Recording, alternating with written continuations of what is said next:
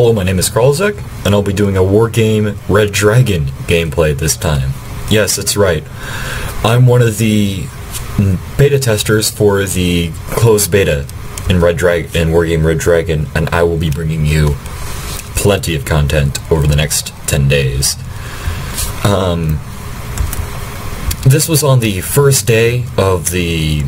Actually, no, this was recorded today at 6 a.m. I got up real early just to play this game. Oh boy. So the big difference between Red Dragon and Airland Battle is, of course, the ships. Ships are implemented in a very interesting way in that it's sort of like how European Escalation had its units, in that it's Blue 4 v Op 4. Red 4, I should say. It's mixed. There is no national identity with the units. A lot of people have been arguing on the forums about balance and such, but it's a beta, and we can sort out balance issues later. But there is some glaring issues, especially with the Warsaw Pact ships.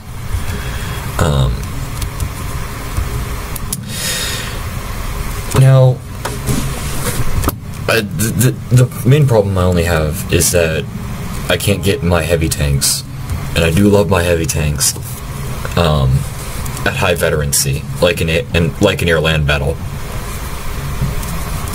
Excuse me. So things are a bit... my deck is a little bit shaky, but it's going to take a little while until I get it down and I get the key to mobilization and all that good stuff, because this game is, with the inclusion of I think it's like 5 new nations: China, North Korea, ANZAC, which is Australia, New Zealand, and of course the Japanese and Koreans. So my first thought when mobilization, I had some more Skyas in landing craft.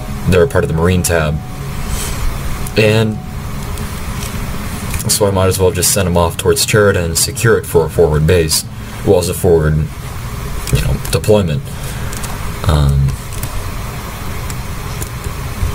So there's that. Then here,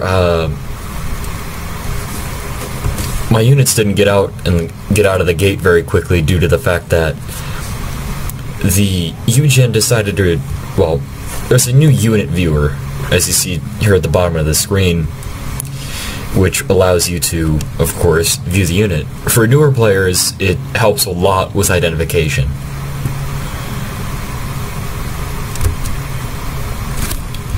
And, of course, yeah. I mean, for people struggling to understand what is 2K22 Tunguska M mean, they can just look at the viewer like, oh, that's an AA vehicle, or oh, that's a tank, yada yada yada. They had its key binding set to F. Now in Airland Battle, which is something I'm very familiar with, has a fast move key binding set to F, and the fast move key binding was set to semicolon. So it was I was struggling for a bit there, but I sorted itself out.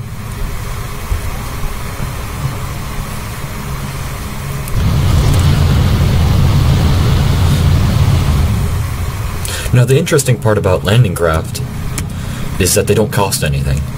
It's 0 points for a shitty MLRS and just some shitty AA guns.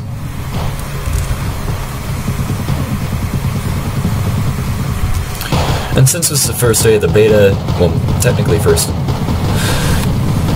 24 hours, technically, there are still a massive amount of bugs that need to be fixed.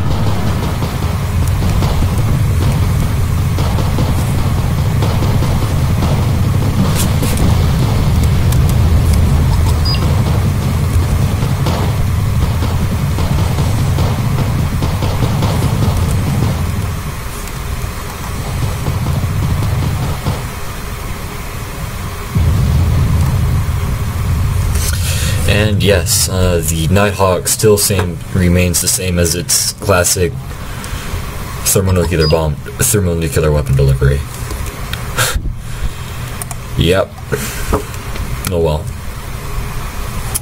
So here you see I'm moving up to my Tor, some Sapuris, which I recently discovered with the flamethrower troops are now nowhere near as good as they are in air-land battle at the current moment.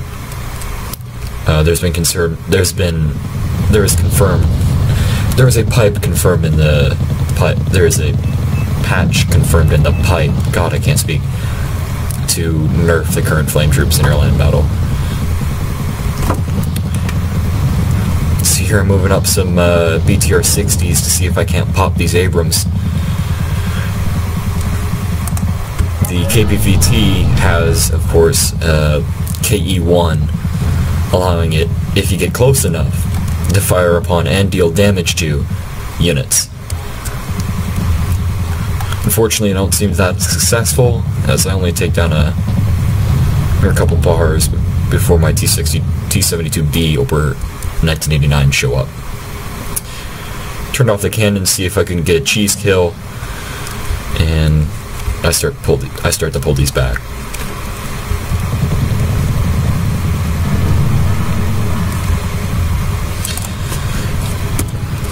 Now the part I kind of like about the new heavy tanks is that they breached the 20 AP barrier, and thankfully, actually very well balanced. Not very well balanced, I should say. I don't know what I'm saying.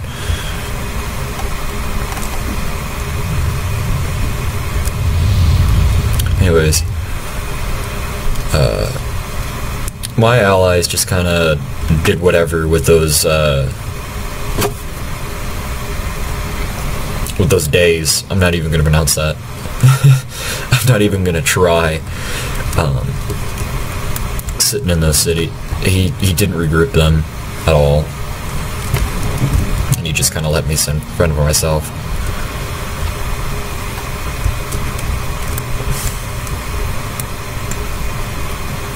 For my first match, and generally any game that I go into and I'm not familiar with, I take it very cautiously. So you're not gonna see me pressing hard and attacking like you do see me in air-land battle.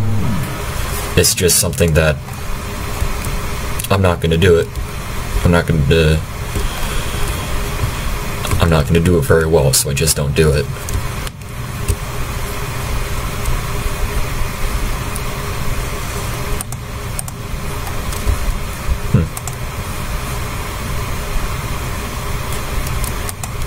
Anyways,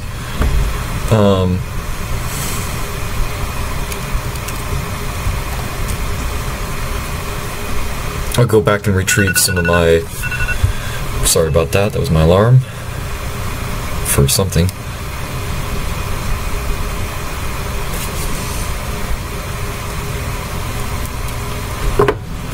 I go back and get my Conqueror's M troops. Very standout ATGM team. I'd almost say the best, due to its range and high AP.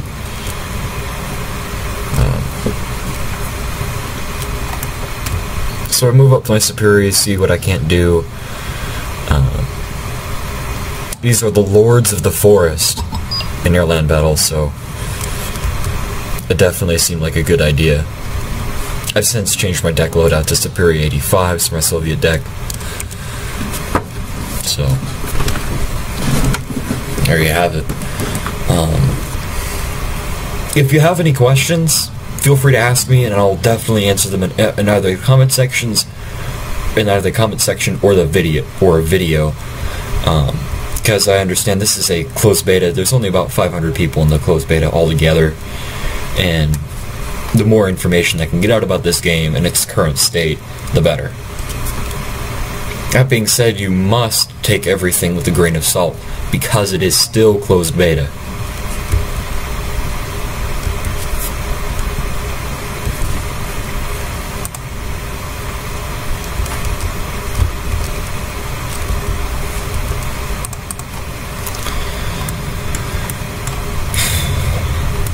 Another thing what they did with the engine is it just looks so good. The ships were implemented very well, though. Amphibious vehicles just kind of roll across the water. But I'm sure that's going to be fixed in time for final release.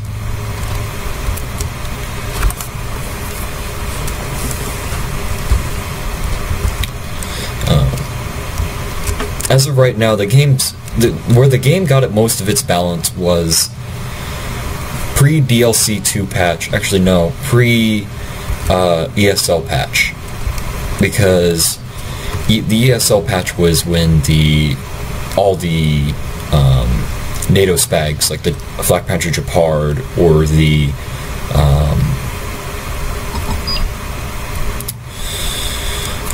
Vik for the Swedish, all got their range buff to 2975 meters.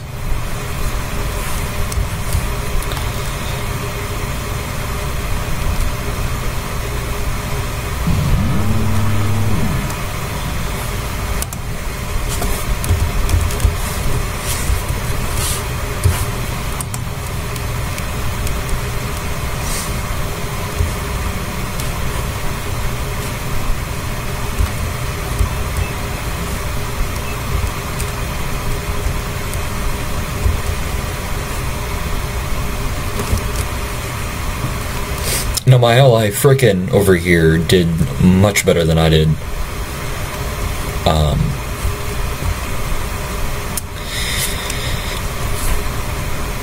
He pushed hard, he took zones, he did a very good job. I came out with the most amount of points partly because I just turtled in Charlie, and my enemy seemed very determined to take Sheridan. I camped out in Sheridan.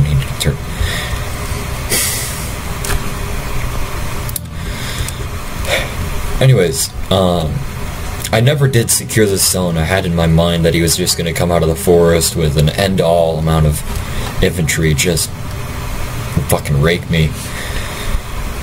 So, I didn't bother putting a CV there. I do bring out a Smirch, as this is, of course, this is the pre-patch version. Because there is a patch in the pipe to fix rocket arty. It is a very contested topic on the forum, and most everybody thinks that there has to be a change. Myself included, because I think I made my points back. I think I almost made back to twofold, double the points that I had previously, which is just absurd. Because I erased several units all the way back at Constantine and over here by where the VDV are in Jot. Over by Jot, I should say. I was very surprised. Here we see some Delta Force moving up. I start moving towards the OH-58, my Tor. The interesting part about the Tor is this is probably an oversight or a glitch. The Tor has 150 kilometers per hour over over roads during fast move when it's a truck vehicle.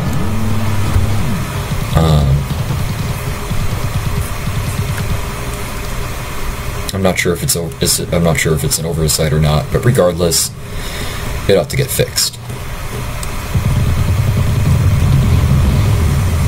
With those T-72s engaging, this reminds me of another thing. Tanks, as many things have been changed in Red Dragon. Auto-loading tanks, such as the T-72 series, as well as, say, the Leclerc or the Japanese Type 10, whatever their heavy tank is,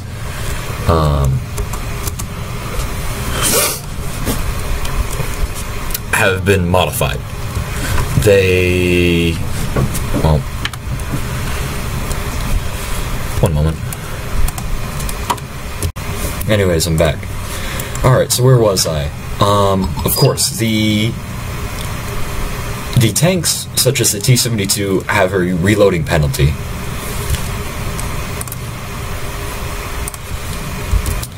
Like, let's see.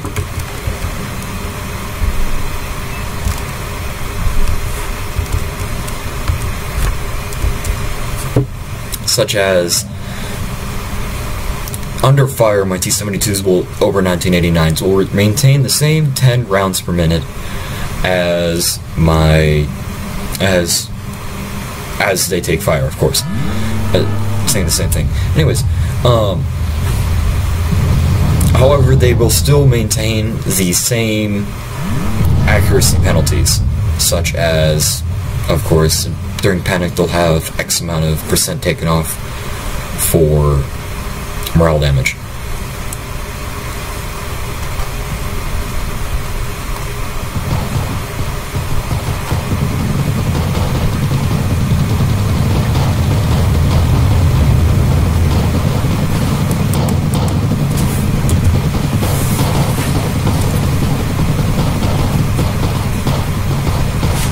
I'd also like to note with the infantry, the boxes have been removed. Sorry, the circles have been removed and replaced with rather box formations.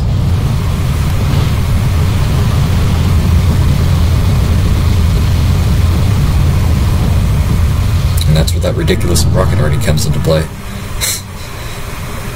Oh man. You can just get so many of these cheap shit landing boats. And I haven't tested it out yet, but in mass, I am very certain that they will just destroy anything that comes in their path.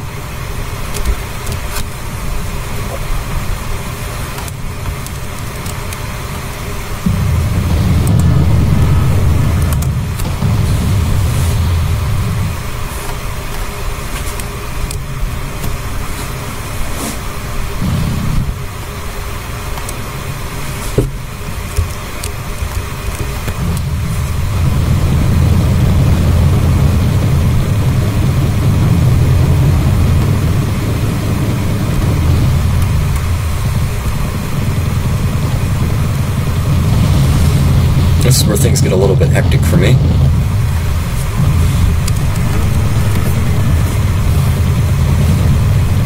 He's charging down the line with starships and an Abrams. I think he was running an aerodeck, I'm not sure.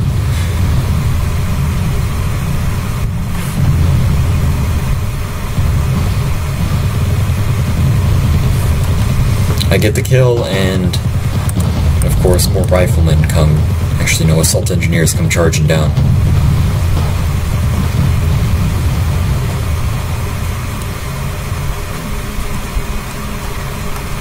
My enemy maintained complete control of the hills. I did not contest him with this. And that was a terrible mistake I made. By not contesting him, I just... Wait one moment. Let's watch this.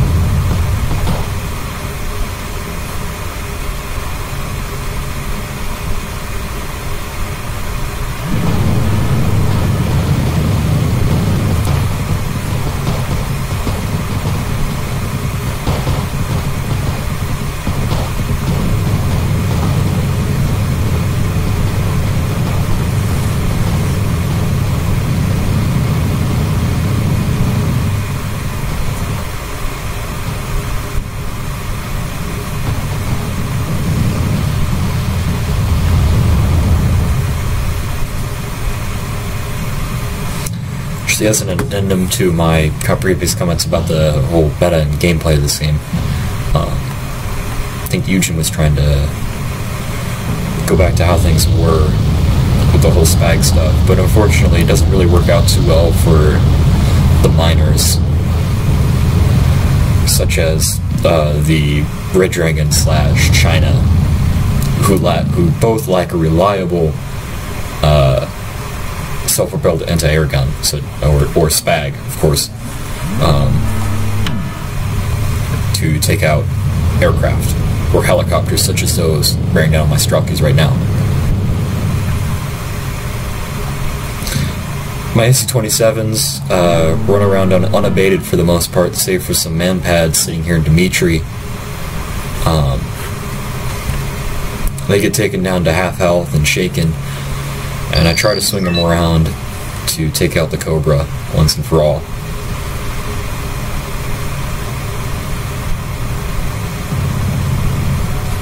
I don't get the hit, and I have to pull him out.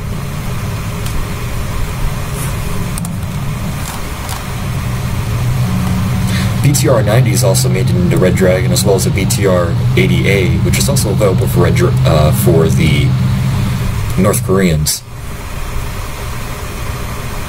which I'm actually really not too sure about. Same with the fact that the North Koreans also get a very controversial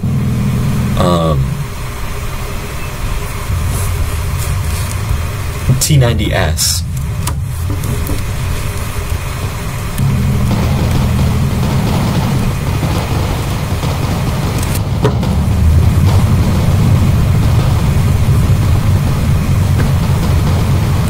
Now the thing about the T90S is that it's a T72BU, but you know, it's got the T90 name and it's the export model. But I don't think North Korea operates T90s even to this day, not to my knowledge. So the fact that it's in is very controversial because UGen has repeatedly denied the fact that the Scandinavian countries will be getting post-Cold War sale Leopard 2s, Leopard 2A4s, and the like. But at the same time, with the addition of the T90S for the North Koreans, to me it doesn't make any sense, because that's a 1990s, that's almost a 2000 era unit. It's very out of time frame. It does give Korea a very nice punch, but you know, you kind of have to stick to a 1995 time frame. You can't just set it up arbitrarily for other units, arbitrarily for nations.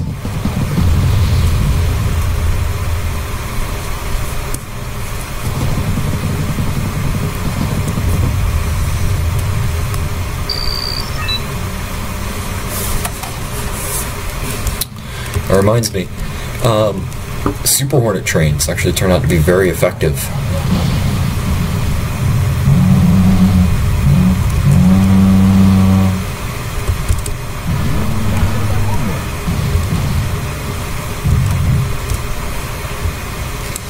And with the destruction of all of my allies' navy, all he really focused on was naval assets.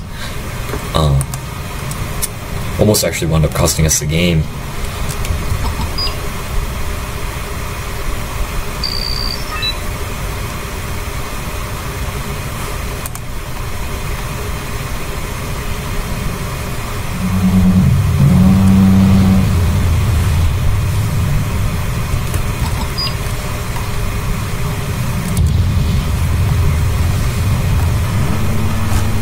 As seen previously, you need to attack en masse if you're wanting to attack ships.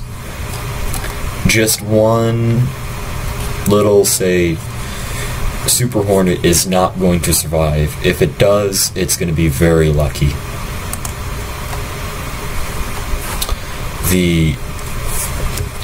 It's not gonna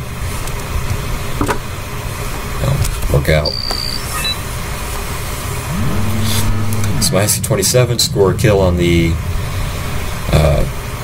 recon helicopter. Unfortunately, my MI6 was taken out, and this guy is focusing for the life of him on my shitty landing craft. Thing is, they don't cost any points, so any point made back is just ridiculous.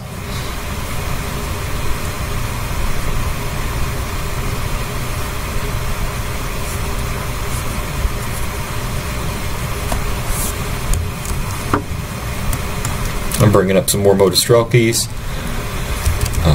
and I'm sending out the occasional rocket arty strike,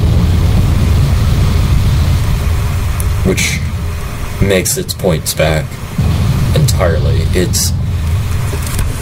Rocket arty received a major buff in Red Dragon, and of course, as I said previously, it's hotly contested. But I never got to see it up close, and I'm surprised those chapels survived.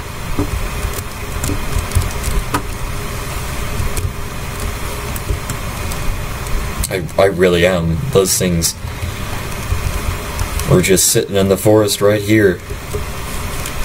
They got hit pretty hard, but damn.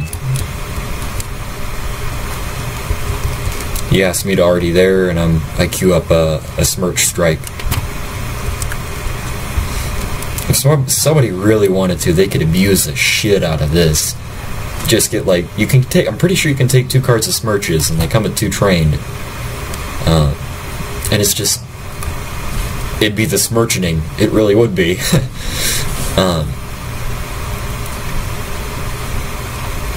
Unless counter battery fire just gets really stupidly good. I don't really see much of anything. I think my ally didn't really get the saturation attack thing mentioned in the dev blog.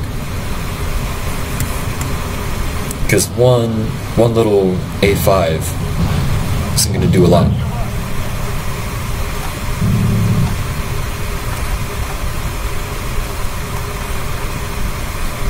I'm surprised it survived. Another attack on my forces by assault engineers and Humvees. They're engaged at range and they're taken out with relative impunity. With my Morskayas and my Motostrelkis.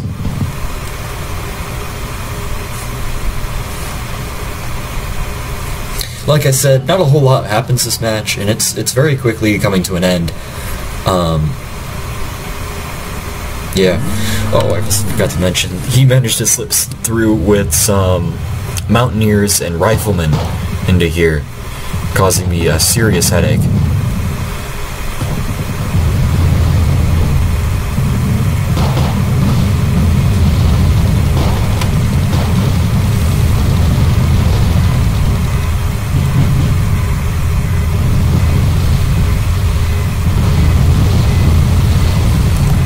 My BTRs, one of them gets taken out. I start pulling him back. Barely just makes it out of the range. And there you have it. 4 minutes to close, 4 minutes to the end. I believe I took out a CV of my enemy.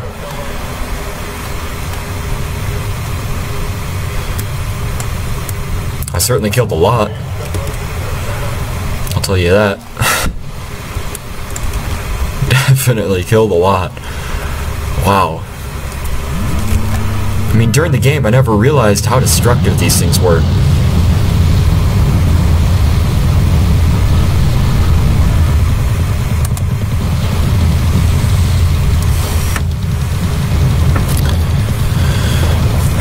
Unfortunately, my anti-air gets stuck in a between a rock and a hard place. And then all I have left is my meager Tor.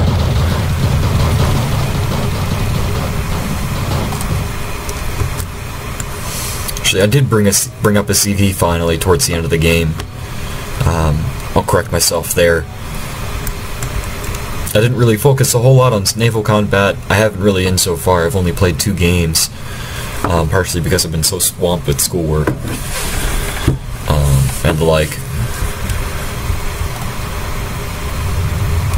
So my Tor goes down to a Raven, leaving me with little AA, aside from, of course, these cheap ship landing craft.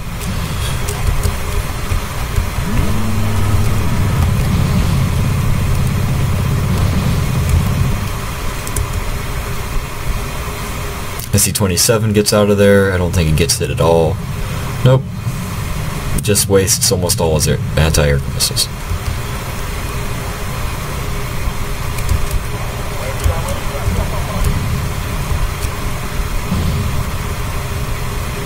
He goes down to the SC-27M, which is a very standout aircraft with 6 fire and forget missiles and 4 fire and forget IR missiles.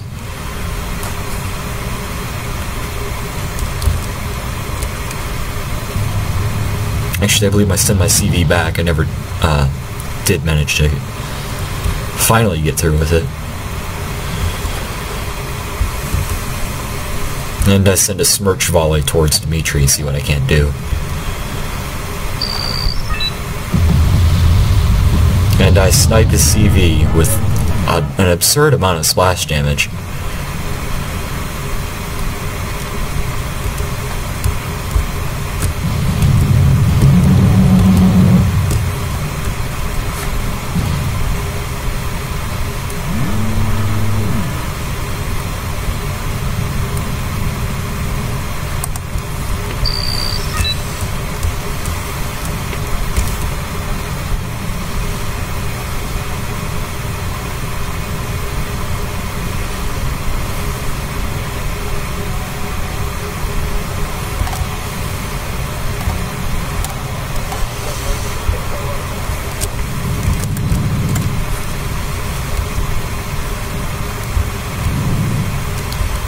He actually went so far as to send a thunderbolt out towards my landing craft.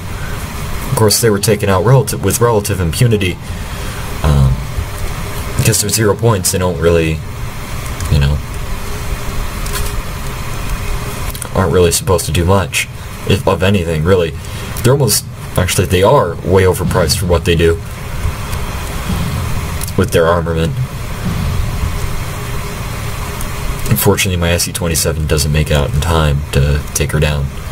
And with 9 seconds left in the game, it's pretty much well and over.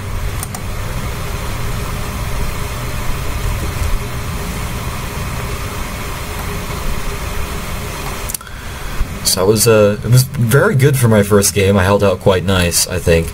My smirch. There's the kill list for my smirch. Whew.